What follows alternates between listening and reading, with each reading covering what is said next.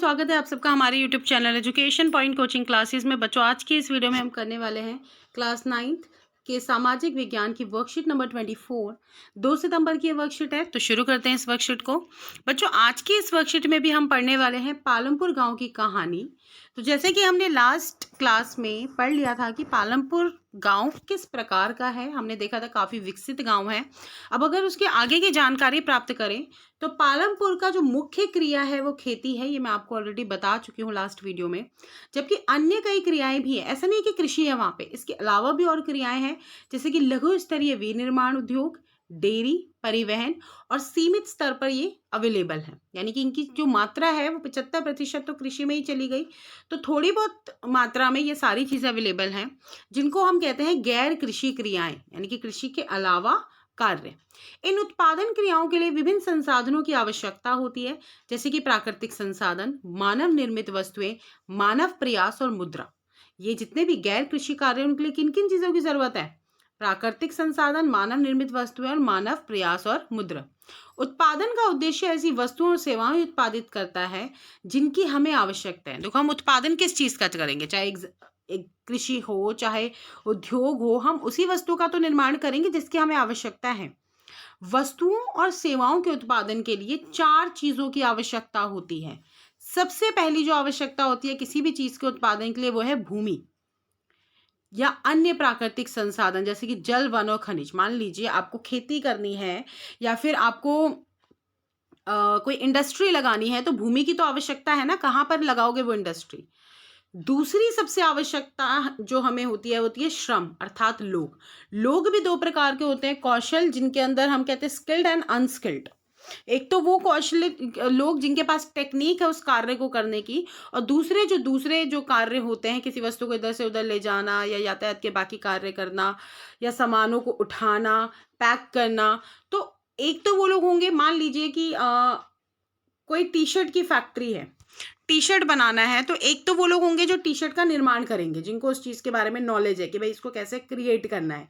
और एक वो लोग होंगे जो ये देखेंगे कि इसको पैक करना है, इसको किस जगह पे क्षेत्र में पहुंचाना है। तो हमें दोनों प्रकार के श्रम की आवश्यकता है।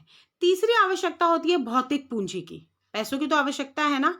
एंड चौथी आवश्यकता होती है ज्ञान और उद्यम की।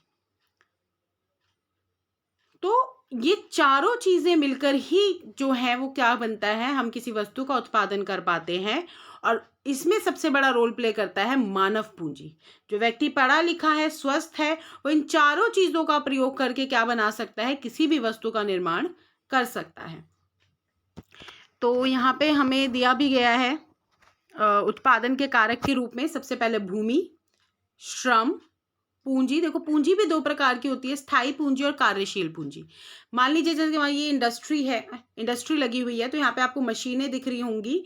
तो ये मशीनें क्या है, एक प्रकार की स्थायी पूंजी है, इसमें एक बार पैसा लगा दिया।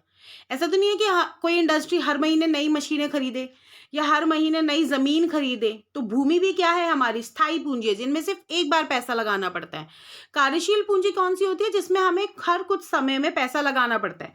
अब ये श्रमिक हैं, ये जो लोग कार्य कर रहे हैं, इनको सैलरी देनी पड़ेगी, तो ये क्या हुआ, कार्यशील पूंजी हुई, हर महीने इनको हम सैलरी दे रहे हैं।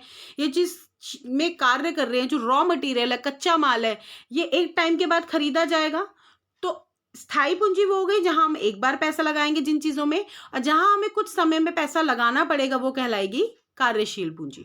और चौथा होता है उद्यम, अर्थात मानव संसाधन, जो इन सभी का प्रयोग करके क्या करेगा, वस्तुओं का निर्माण करेगा। तो बहुत आसान था, 4 चीजों की रिक्वायरमेंट हमने पढ़ी किसी भी इंडस्ट्री में, किसी भी कार्य में इसको करने के लिए।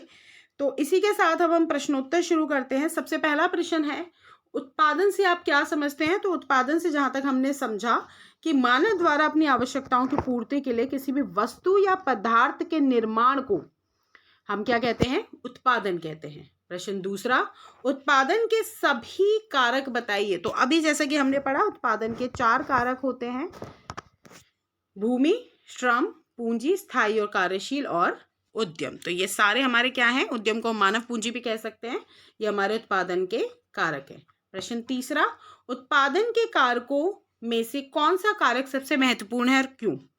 देखो, अगर देखा जाए तो उत्पादन के जितने भी कारक है उसमें जो सबसे इम्पॉर्टेंट है वो है मानव उत्पादन, मानव पूंजी। क्योंकि अगर मानव पूंजी नहीं होगी, एक व्यक्ति शिक्षित एवं स्वस्थ नहीं होगा, तो उसे पता ही नहीं है कि इस भूमि, श्रम या पूंजी का प्रयोग करना कैसे है। अगर हमारे अंदर वो कला ही नहीं है कि हम इन तीनों का प्रयोग करके किसी वस्तु का निर्माण कर सकें, तो फिर वो किसी काम का नहीं है। तो अगर किसी संसाधन का प्रयोग करना है तो वो प्रयोग कौन करेगा? मानव। तो इसलिए सबसे इंपॉर्टेंट जो चीज हो जाती है वो हो जाती है मानव संसाधन या मानव पूंजी। प्रश्न चौथा, पालमपुर गांव में की जाने वाली किन्हीं 3 गैर कृषि क्रियाओं के नाम बताएं। तो जैसे कि हमारे पैराग्राफ में पहले ही दिया हुआ है, डेयरी, लघु उद्योग और परिवहन के साधन। प्रश्न पांचवा, उत्पादन क्रियाओं के लिए किन संसाधनों की आवश्यकता होती है? तो देखो, किसी भी वस्तु का उत्पादन करने के लिए हमें सबसे पहले तो आवश्यकता है प्राकृतिक संसाधन की, मानव निर्मित वस्तुओं की, मानव प्रयास की और मुद्रा की। तो सारे आंसर वर्कशीट्स के अंदर थे, बहुत आसान टॉपिक थे। आज की वर्कशीट हमारी यहीं कंप्लीट होती है। मिलते हैं नेक्स्ट वीडियो में, तब तक पढ़ाई जारी रखिए। Thank you so much.